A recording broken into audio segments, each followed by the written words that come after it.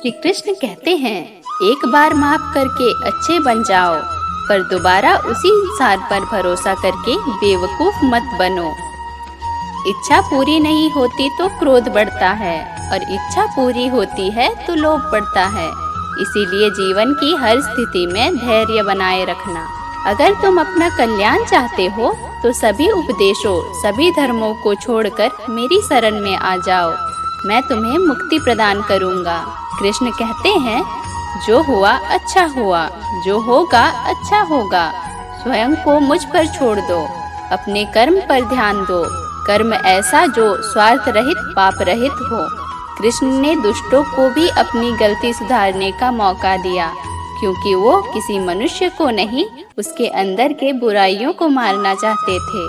संदेह की स्याही से संबंध के पृष्ठ पर कभी शुभ अंकित नहीं होता।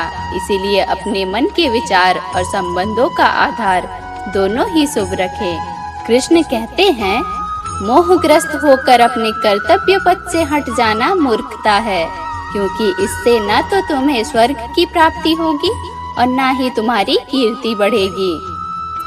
इस भौतिक संसार का यह नियम है, जो वस्तु उत्पन्न होती है कुछ काल तक रहती है, अंत में लुप्त हो जाती है, चाहे वो शरीर हो या फल।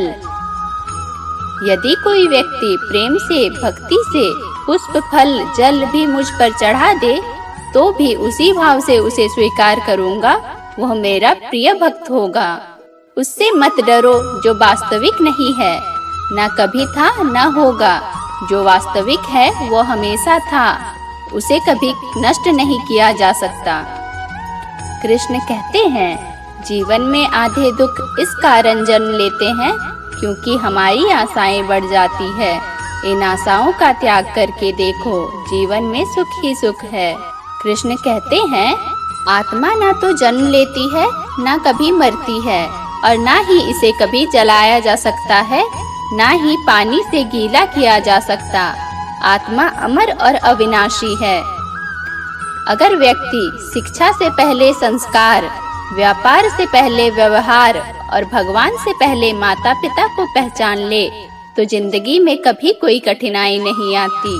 कृष्ण कहते हैं, जैसे प्राणी अपने पुराने कपड़े उतार कर फेंक देता है और नए वस्त्रों को धारण करता है, उसी प्रकार यह आत्मा पुराने शरीर से त्याग करके नया शरीर प्राप्त करती है। तुम उसके लिए शोक करते हो जो शोक करने के योग्य नहीं है, और फिर भी ज्ञान की बातें करते हो। बुद्धिमान व्यक्ति न जीवित और न ही मृत व्यक्ति के लिए शोक करता है।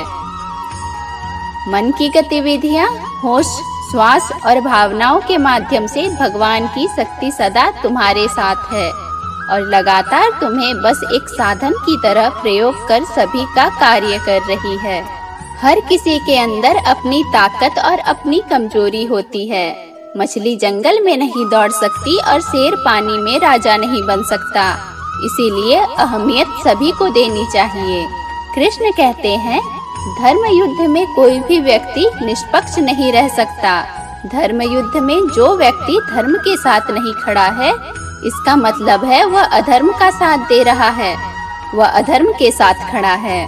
अगर कोई व्यक्ति हमारे साथ बुरा कर रहा है तो उसे करने दो, यह उसका कर्म है और समय उसके कर्म का फल उसे जरूर देगा। इसीलिए हमें कभी भी किसी के साथ बुरा नहीं करना चाहिए, क्योंकि यही हमारा धर्म है। जीवन में आधे दुख इस कारण जन्म लेते हैं क्योंकि हमारी आशाएं बड़ी होती है। इन आशाओं का त्याग करके देखो, जीवन में सुख ही सुख है। कृष्ण कहते हैं, जो हुआ अच्छा हुआ, जो होगा अच्छा होगा। स्वयं को मुझ पर छोड़ दो, अपने कर्म पर ध्यान दो। कर्म ऐसा हो जो स्वार्थ रहित, पाप रहित हो। हमेशा छोटी छोटी गलतियों से बचने की कोशिश किया करो, क्योंकि इंसान पहाड़ों से नहीं, पत्थरों से ठोकर खाता है। कृष्ण कहते हैं, शांति से भी दुखों का अंत हो जाता है और शांत चित्त मनुष्य ही बुद्धि शीघ्र ही स्थिर होकर परमात्मा से युक्त हो जाती है। अपनी पीड़ा के लिए संसार को दोष मत दो, अपने मन को समझाओ।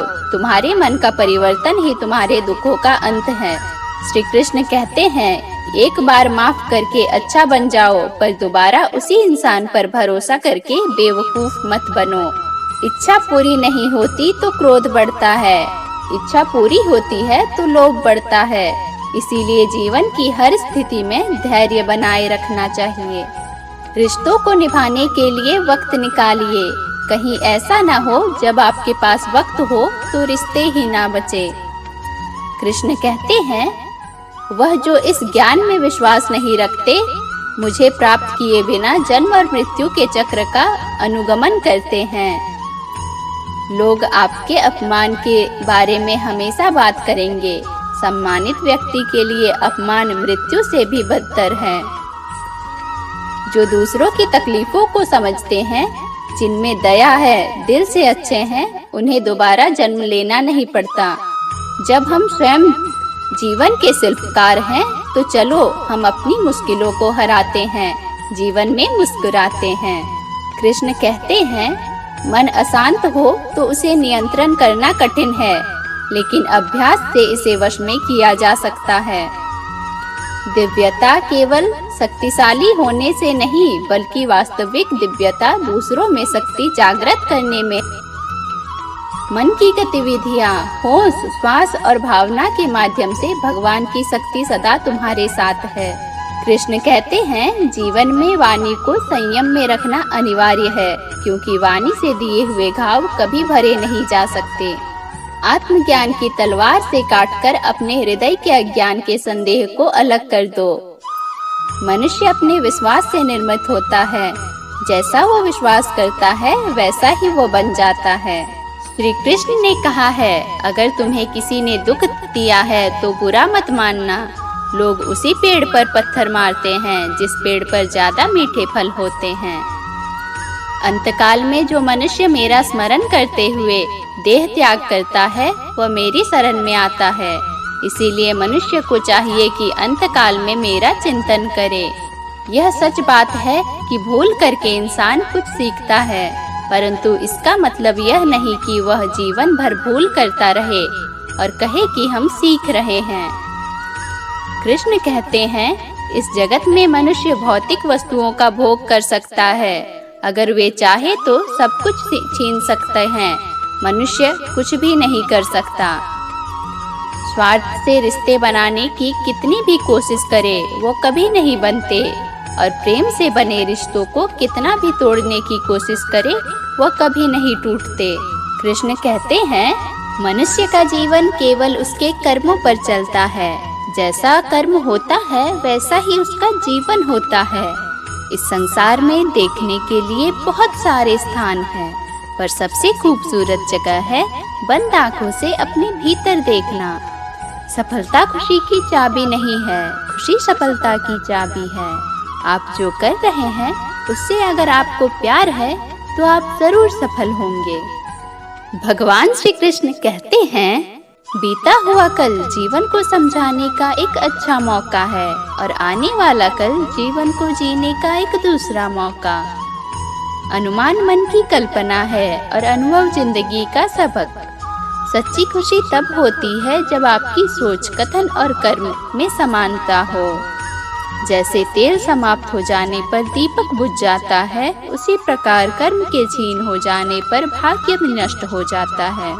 कृष्ण कहते हैं, जैसे तेल समाप्त हो जाने पर दीपक बुझ जाता है, उसी प्रकार कर्म के छीन होने पर भाग्य भी नष्ट हो जाता है। जब मेहनत करने के बाद भी सपने पूरे नहीं होते तो रास्ता बदलिए, सिद्धांत नहीं, क्योंकि पेड़ भी हमेशा पत्ते बदलता है, जड़ नहीं। भगवान श्री कृष्ण कहते हैं, मौन सबसे अच्छा उत्तर है किसी ऐसे व्यक्ति के लिए जो आपके शब्दों को महत्व नहीं देता। मनुष्य जन्म लेता है तो उसके पास सांसें होती है, पर कोई नाम नहीं होता। जब मृत्यु होती है तो उसके पास नाम तो होता है, पर सांसें नहीं। इसी सांस और नाम के बीच की यात्रा को जीवन कहते हैं।